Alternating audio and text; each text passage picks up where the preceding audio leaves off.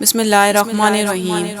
1000 دینار کی لکڑی۔ یہاں امانت کی ادائیگی اور دیانتداری سے متعلق ایک عبرتناک واقعہ پیش کر دینا فائدے سے خالی نہیں ہوگا۔ بخاری شریف کے اندر اس واقعے کو 7 مقامات میں ذکر کیا گیا ہے۔ حضور اکرم صلی اللہ علیہ وآلہ وسلم نے ارشاد فرمایا، حضرات صحابہ کے سامنے بنی اسرائیل کے ایک شخص کے اس واقعے کو بڑے اہتمام سے بیان فرمایا۔ واقعہ یہ ہے، بنی اسرائیل کا ایک شخص 1000 دینار کا ضرورت مند تھا۔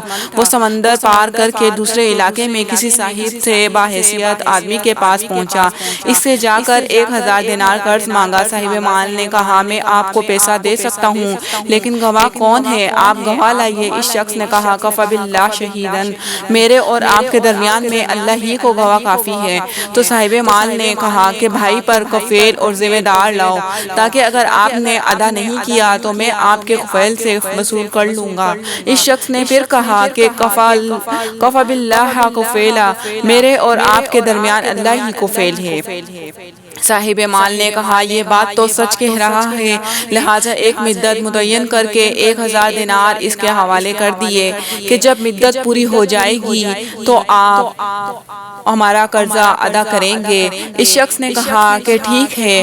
پھر یہ شخص 1000 دینار قرض لے کر سمندر پار کر کے اپنے گھر پہنچ گیا اور اسے اپنی ضرورتیں پوری کی۔ جب قرض کی مدت پوری ہو گئی تو وہ شخص قرض ادا کرنے کے لیے 1000 دینار لے کر قرض کھوا کے یہاں پہنچانے کے لیے روانہ ہو گیا۔ سمندر کے پاس پہنچ کر کشتیاں تلاش کرنے لگا، لیکن کوئی بھی کشتی نہیں ملی۔ اس سخت خدشہ محسوس ہونے لگا کہ خدا نخواستہ قرض ادا کرنے سے پہلے مدت پوری نہ ہو جائے۔ سمندر کے کنارے پر مارا پھرنے لگا، کسی طرح کوئی سواری نہیں ملی۔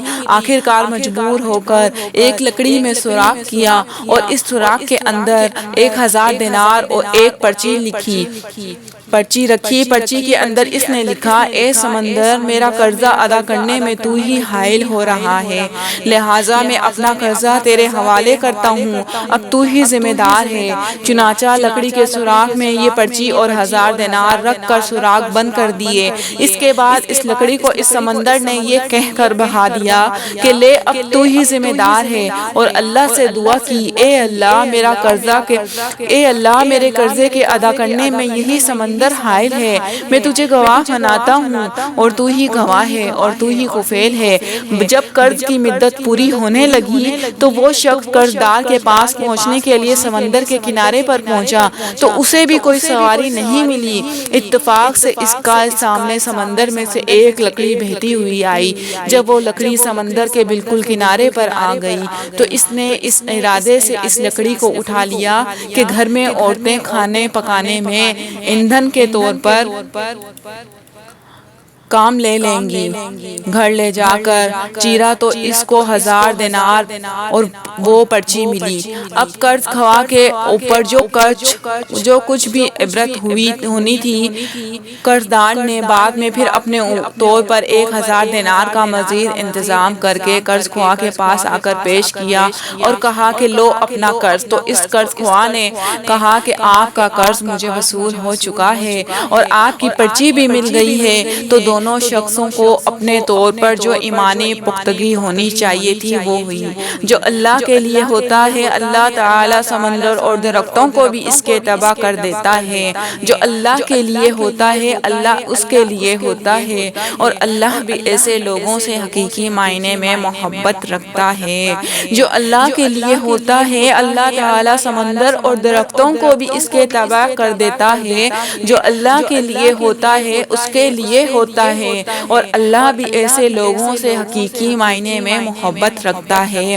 اس کو اللہ تعالیٰ نے قرآن کریم کے اندر یحکیم اللہ سے ارشاد فرمایا۔ اس حدیث شریف کے الفاظ بخاری شریف حدیث نمبر 302 حدیث 2232 میں کافی طویل عبارت میں موجود ہے، لیکن ہم ایک مختصر سی عبارت بخاری شریف 203 کی نقل کرتے ہیں۔ ترجمہ حضرت عبیرہ رضی اللہ عنہ سے مروی ہے، حضور صلی اللہ علیہ وسلم نے ارشاد فرمایا کہ بنی اسرائیل کے ایک آدمی نے دوسرے سے 1000 دینار قرضہ مانگا تو اس نے اس کو 1000 دینار دے دیا۔